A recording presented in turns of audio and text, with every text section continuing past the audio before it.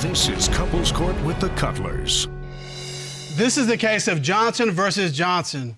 You all have been married for 22 years. You have 2 children together.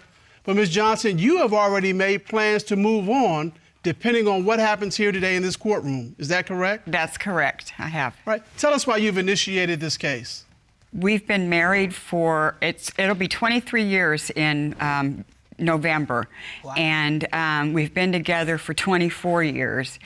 And he started taking his phone to bed with him, to the bathroom with him, to the shower with him. The phone used to sit out there. Now the phone, it's with him all the time. He's got it all hugged up to him. He's got that hugged up to him much more than me, that's for sure.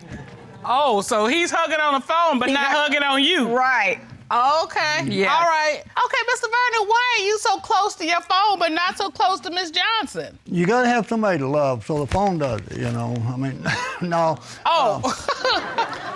Some of the times that she's talking about, she'd come home from work, she'd get on the couch. TV was more important than me. So I had somebody talk to me, and it was my phone. Well, let me ask Ms. Johnson something, because you said he's hugging on the phone more than he's hugging on you. Does that mean that there's been some kind of change in maybe your sex life, or? There has. When we first got together, we had sex 3 and 4 times a day. 3 or 4 times a day? 3 and 4 times a day. Go, Mr. Johnson. We had time then. But. So did it go from like 4 times a day to 2 times a day, or I mean, what kind of decrease are we talking about? It went to maybe 4 to 6 times a year. So your sex life went from 4 times a day to 4 times a year. Right. And so right now you're getting sex quarterly?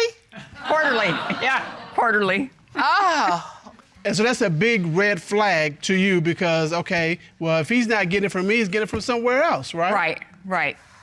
So, Ms. Johnson, have you found anything that makes you think your husband is cheating? Okay, so the text message I found, we were on vacation, and his phone started beeping. And the first time it beeped, I just left it alone. But that annoying sound when it keeps beeping, So I went over, and when I picked up his phone, it said, when we get back home, I'm going to find somebody 55 years. That ain't what it said. It said, I'm going to find somebody 55 years old, another woman.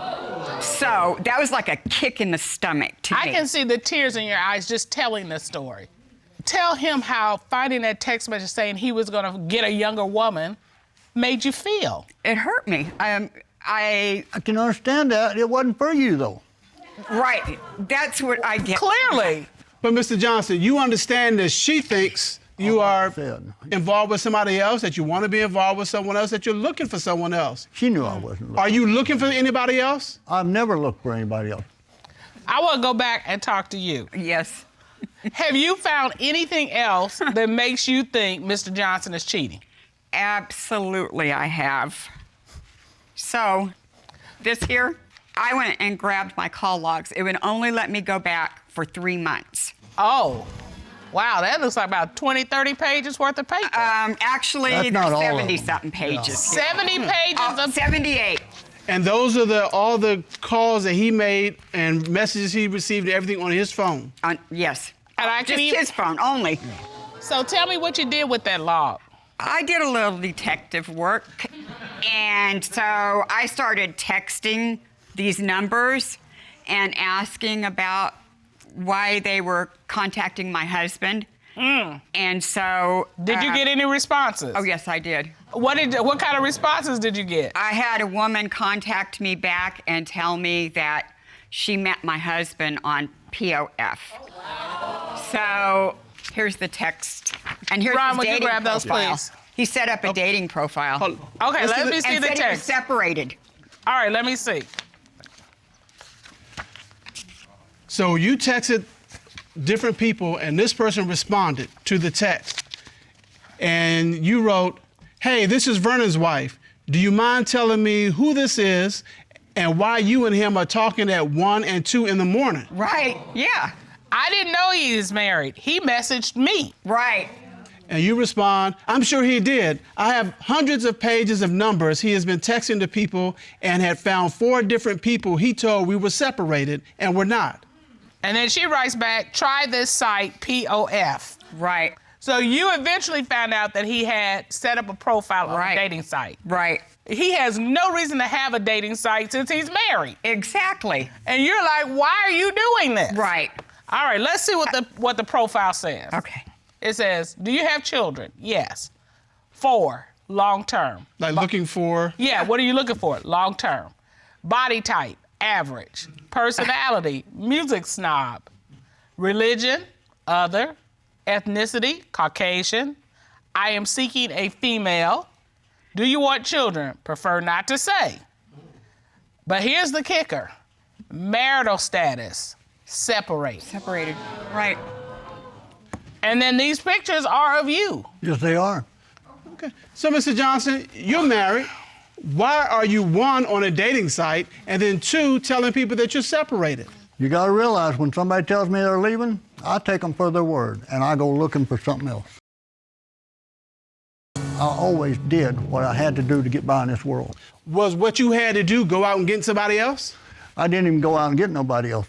I set up a deal. One lady that texted me said she's going to be coming to Texas, and she's going to be coming through my hometown. And I said, why don't you just stop and have coffee? So you're making arrangements with other women Yes, while I you're can still see married? what she looked like. You can see what I look like.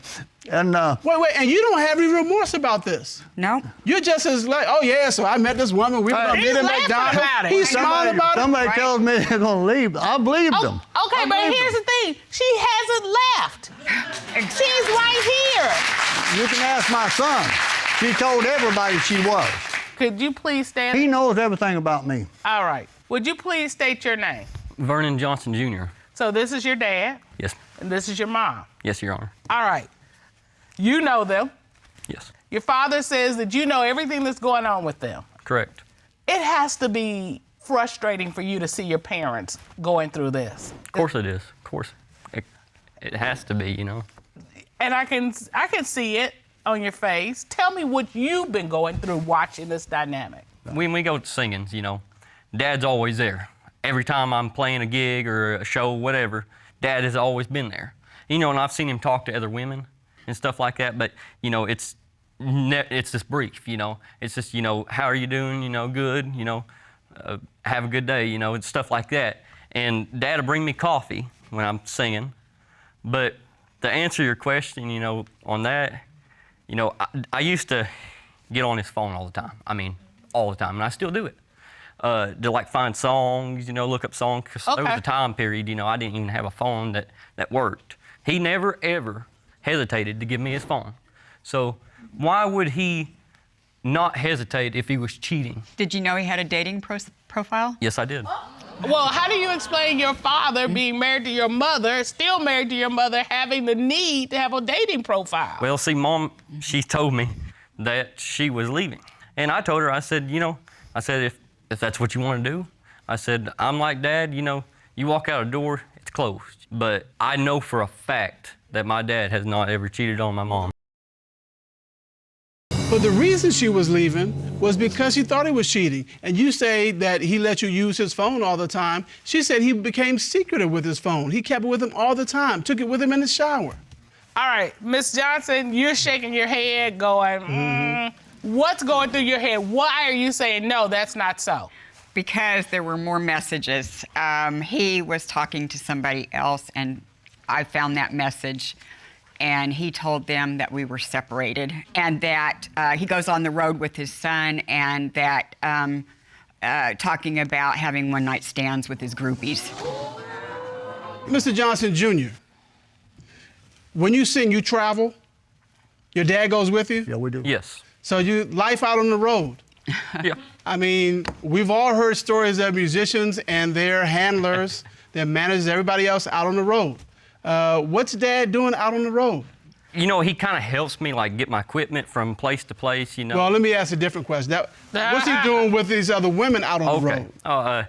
Like I said, it's just brief. I have never ever seen him disappear. You know, I'll be playing up there on stage, and I'll be staring right at him, you know, and he'll come up and get me coffee or whatever.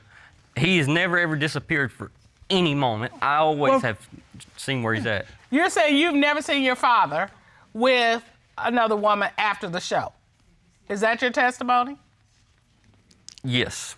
I've never seen him with a woman ever. You know, we're always together. So, Mr. Johnson Jr., is from the court papers, it says that you wrote a song about cheating. Do you want to share that with us?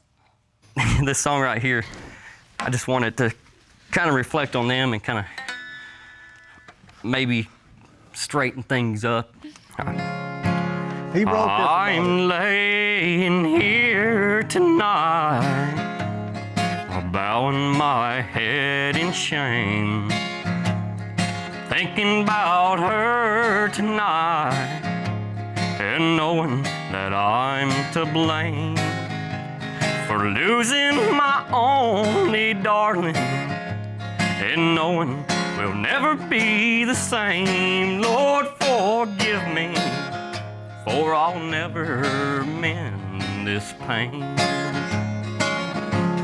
All right, thank you. Thank you so much. You have a nice little style there. Your song talked about forgiveness. Forgive me for causing this pain. And so, Mr. Johnson Sr., look at your wife. Is there some forgiveness you need to ask her for the pain you've caused her? What I told her was when we, one night, she was fixing to leave out in 2 or 3 days.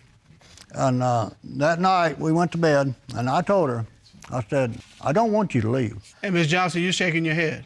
Yeah, because there's really never been an apology for anything that he did. When I said I was leaving, that was because of the text messages and everything. I wasn't just leaving just to leave, you know. I mean, it was leaving because of what I saw, you know. I didn't create a dating profile to, you know, and he's never apologized for what he's done.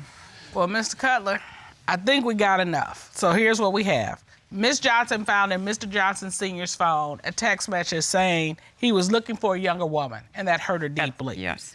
Several different women, 4 women responded. One woman said, I didn't know he was married. I wouldn't have done that. Yes. I met him on POF. She found Mr. Johnson Sr.'s dating profile. So this marriage of 20 plus years is on the line. To figure all this out, this court has done a full and complete investigation. At this time, the court will call a certified polygraph examiner, Dave Lawrence, to determine, is he cheating? Ron, please escort Mr. Lawrence out. Mr. Lawrence, you are a certified polygraph examiner, is that correct? I am, Your Honor. You have 30 years of law enforcement experience, Yes, sir. 26 years of polygraph experience. Yes, sir. You've conducted thousands of polygraph examinations, correct? Yes, sir. Right. And you conducted a polygraph examination on Mr. Johnson Sr., correct? I did. So you asked Mr. Johnson, since getting married to your wife, have you had physical sexual contact with any woman but your wife? What was Mr. Johnson's response? He said no. What did the lie detector determine? The lie detector determined he was being truthful.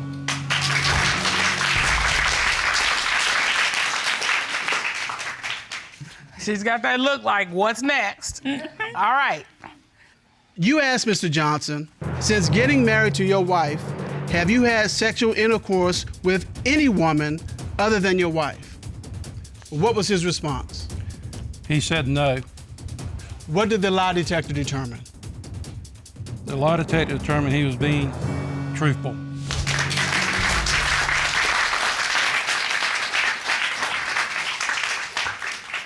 All right.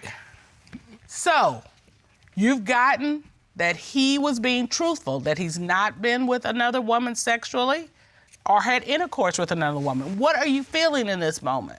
Well, I feel good about that.